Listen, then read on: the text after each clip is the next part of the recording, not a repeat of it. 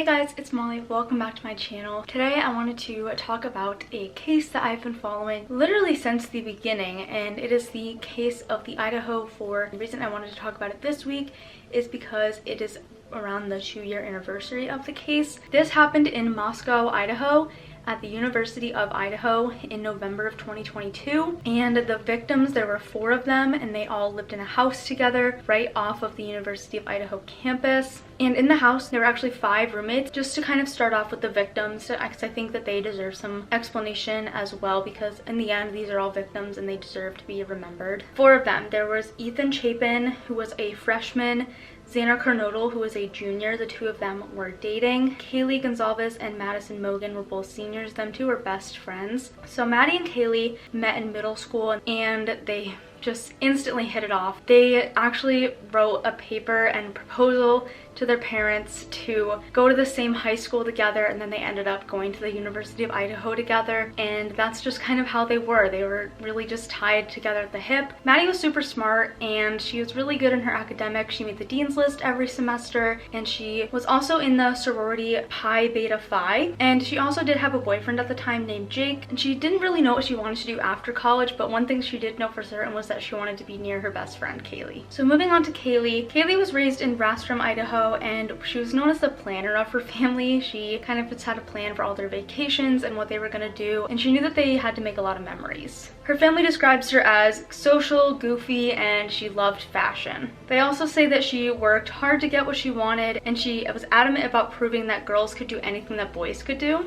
And Kaylee was actually graduating early. She was supposed to graduate in December of that year, 2022, and she had landed a job in IT in Austin, Texas. So now going on to Xana. She grew up in Post Falls, Idaho, and she had an older sister. She was very athletic and she loved being outdoors, and she was also very passionate about media and music, and her family says that she was just always super positive and wanted to make sure that everyone fit in and was included. When she graduated, she wrote on her cap, "For the lives that I will change," which is just a really incredible message. And going back to her and Maddie's relationship, they were in the same sorority, and they also worked at a restaurant by the university called the Mad Greek. And her and Ethan were also dating, and she made a lot of time for their relationship. And now we're going to talk about Ethan. He was a triplet, and he was born in Seattle, but then his family later moved to Conway, Idaho. He was also very athletic, just like Xana, and he also loved the outdoors, so that's why they kind of hit it off right off the bat. His family says that he just loved every sport. He pretty much played everything. He was always playing sports. They say that his love language was sports, so that just goes to show that he really did love sports. And his family actually worked on a tulip farm. So after his passing, the tulip farm that he worked at actually sold tulips that were yellow and white, and they named it Ethan Smile. And he was very close with his family and his triplets because they all decided to go study at the University of Idaho together. And at the University of Idaho, he was a member of the Sigma Chi fraternity, and they say that he just really loved college and he loved life. So now moving on to the day of the murders. November 12th, it was a home game at the University of Idaho, and if you've ever been to a home game day at a college, you just know the atmosphere is very different. The vibe is just unmatched. It's just so much fun, and that was the last one of the season, so it was just crazy that day. So everyone was out, everyone was tailgating. It was just a really fun day. Where they lived, the house, it was in an area known as Fratlantis at the University of Idaho. So there were a lot of frats, and everyone would kind of go out and party at these frats. After tailgating, all the roommates kind of split up and went their separate ways. So Xana, Maddie, Kaylee, and the 2 other roommates in the house, Bethany and Dylan, they went to the frat Sigma Chi around 9 p.m. and they stayed till about 1:45 a.m. and walked to the house. The house was really close to this frat. It was less than a mile walk. Kaylee and Maddie, they spent the night at a local bar called the Corner Club, which was about 1.5 miles from their house. And they stayed there until about 1:30 a.m. And about 10 minutes later, there's video footage of them at a food truck called the Grub Truck. And this was live streamed on Twitch, and this footage was very popular around the times of the murder. And you probably know about Hoodie Guy, this man, boy, whatever you want to call him. People speculated that he was involved in the case, and there were many tips put in about this person, and people said that he could be seen pointing to them and that he was following them, just getting a little bit too close, but police did eventually clear him. So after they got their food, they were picked up by a private party, most likely Uber or Lyft, and they got dropped off back at their house at 1:56 a.m. So at 2 a.m., all the roommates and Ethan were back at the house. So the reason that Kaylee was there is because that she was supposed to graduate in December and start her new job in Texas pretty much right after that. So she was already completely moved out, and she wanted to just spend as much time as she could with Maddie before moving to Texas, which is very far from Idaho. Going back, I'm going to explain a little bit about the house and how it was set up. So the house had 3 floors. The first and second floor had entry and exit points, which means that someone could have gotten in or out from either level. And the first floor, it had 2 bedrooms, a bathroom, and the front door was there. It was easily accessible, and that's where like the driveway was. And then you get up to the second floor, which is actually the main floor of the house. So this is where the other 2 bedrooms are. There's a kitchen, a bathroom,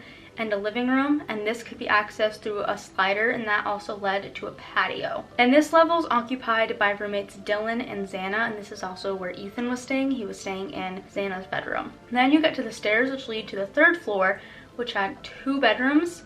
These were belonging to Kaylee and Maddie. And even though there were 2 bedrooms, Maddie and Kaylee did actually share a bed pretty much at all times, just because they were best friends. They were so close, they were pretty much like sisters. So then we get to the 2 to 4 a.m. range of the night. This is where things get a little bit confusing, but what we do know, between 2:26 a.m. and 2:44 a.m., Kaylee called her ex-boyfriend Jack 6 times. And then between 2:44 a.m. and 2:52 a.m., Maddie also attempted to call Jack 3 times. And then Kaylee called him once more at 2:52 a.m.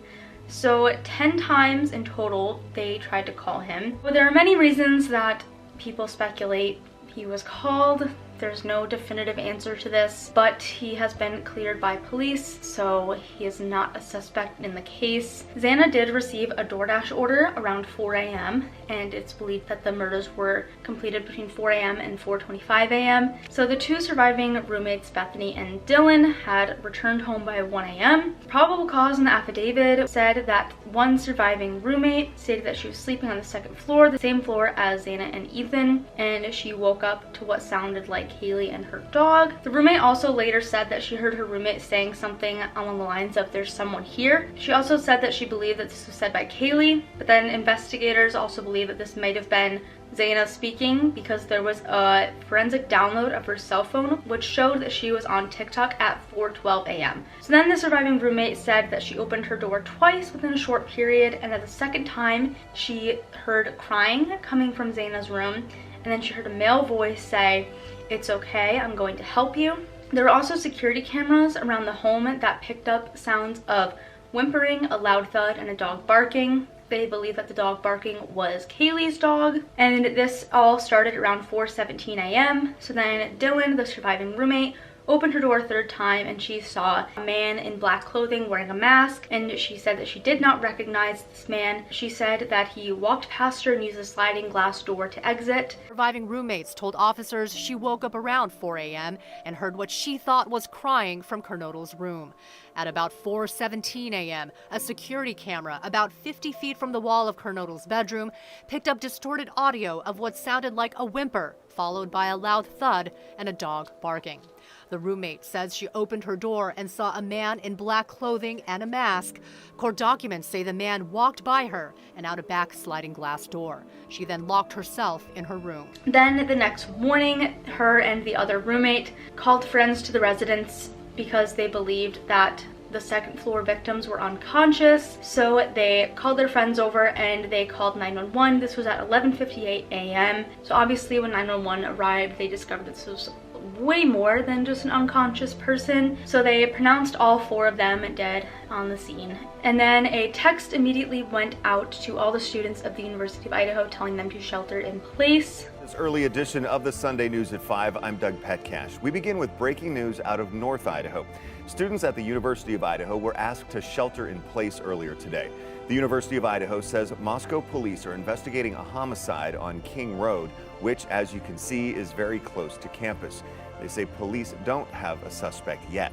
Around 4 o'clock, the university posted on social media that the Moscow Police Department doesn't believe there is an active threat. The school has lifted the shelter-in-place requests, but asks people to remain vigilant. And they immediately got in contact with all of their parents and let them know what happened, and funerals and vigils all took place. What we do know now is that the 4 victims were stabbed to death on the 2nd and 3rd floors of the house where they were in bed. This was a very brutal crime scene, so the walls were splattered with blood. Kaylee and Maddie were found in Maddie's room, and I'm gonna kind of get a little bit graphic here, but how they were found was Maddie's bed was against the wall, and Maddie was found on the outside of her bed, and Kaylee was found on the inside. So Kaylee was essentially trapped in Maddie's bed, and there is evidence to show that Kaylee did wake up during the attack, but she was actually trapped. And it's also believed that Maddie was the first victim. Xana and Ethan were found in or around Xana's room. There hasn't been much info about that. So the surviving roommate, she told police that she saw the suspect in the middle of the night, and she described him as about 5'10", not very muscular, but athletically built with bushy eyebrows. And it was also believed that Kaylee had a stalker at this point, because she had called her parents a couple times just to let them know that she felt that someone was following her a little bit too closely. She thought that someone was following her around at the grocery store, and she felt that someone was maybe following her home. So she just kind of let her parents know because she just felt a little bit unsafe. It was also reported that the knife used was a military style knife, so people kind of speculated that maybe it was someone in the military or someone who had close ties to the military. The police did announce that they were searching for a Hyundai Elantra made between 2011 and 2013. And this came because a security camera in the area captured a white or light colored Hyundai Elantra around the time of the murders, and investigators had noticed that it had made multiple passes along the same route near the residence. Court documents show the vehicle drove by the house 3 times at about 3:30 a.m. before leaving the road. Then at 4:04, the car returned to the street and parked.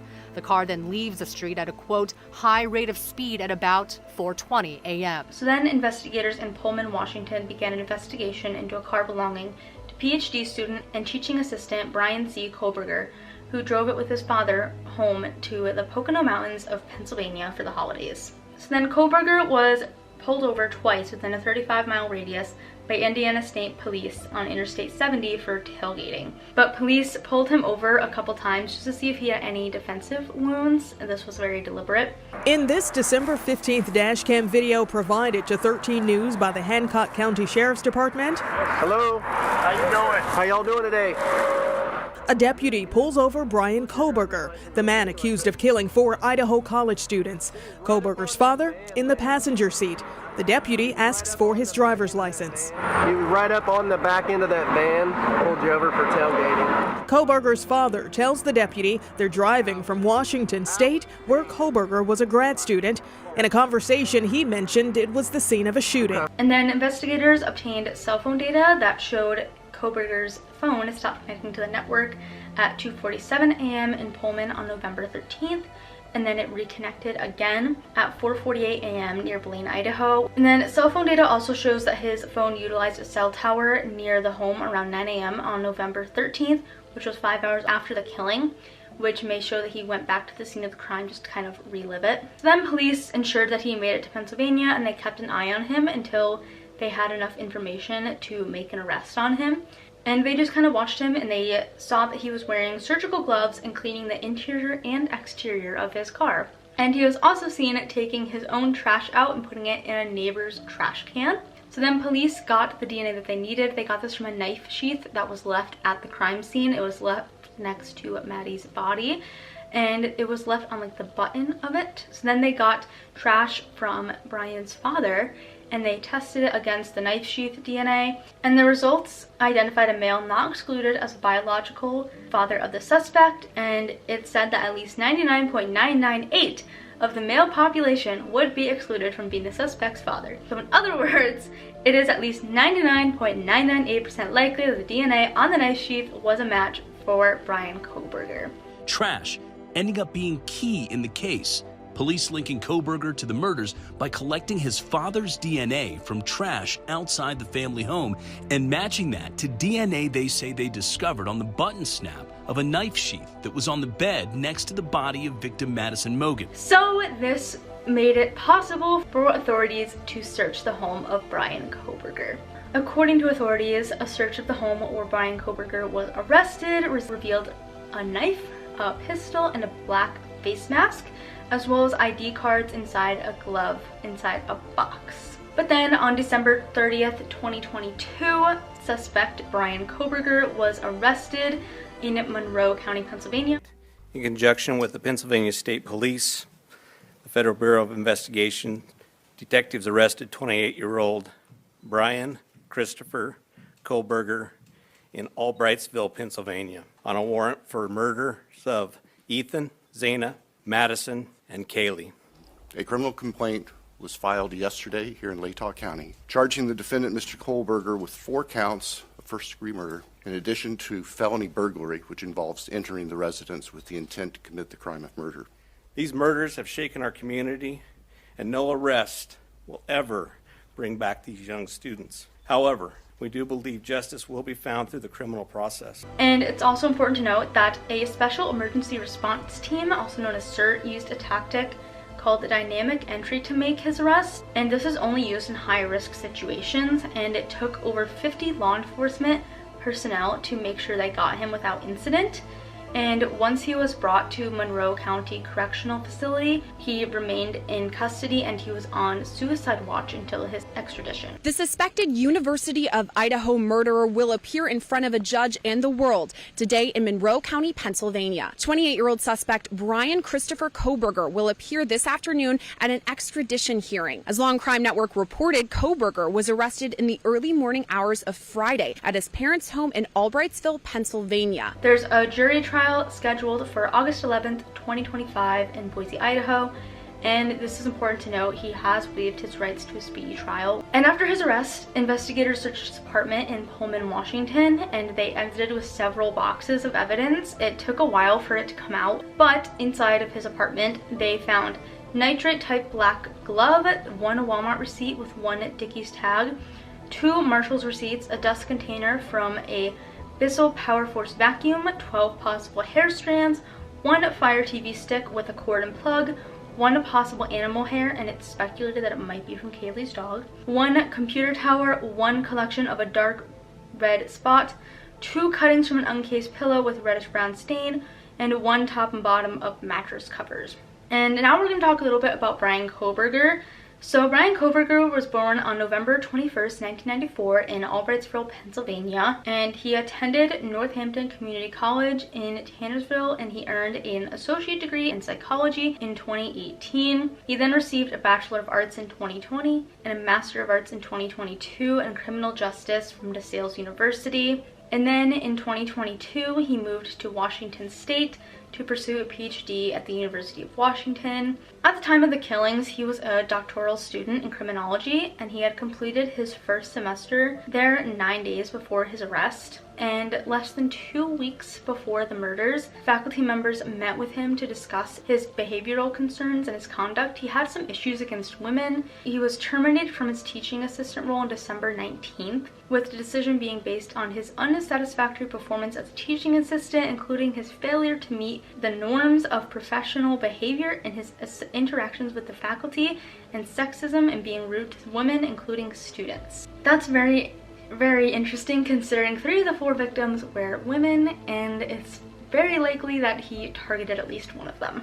So now in more recent news, he made his first appearance in Latah County Courthouse on January 5th and was charged with 4 counts of first-degree murder and 1 count of burglary for breaking into a home with the intent to commit a felony. Then 1 week later, on January 12th, Kohberger made his second appearance for a status conference in the same room at the courthouse. In May 2023, Kohberger refused to enter a plea during his arraignment. His attorney said that Kohberger was standing silent on the charges, and the judge entered a not guilty plea for him.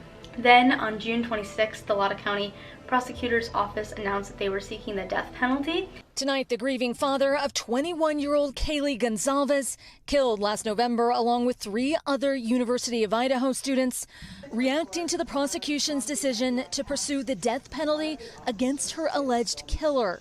If you come after my child, I'm going to do everything in my power to make sure that, we come after you. Steve Gonzalez says the family is relieved. It's not a celebration. We're not, partying from the rooftops. We're just checking a box, protecting our babies, and, moving on. Then on September 9th, so very, very recently, the judge granted the defense's motion for a change of venue. The trial is scheduled to take place in Boise, Idaho, with Judge Stephen Hippler presiding over the case. And then on October 9th, Judge Hippler set the start date for jury selection as July 30th, 2025, with the trial beginning on August 11th of 2025.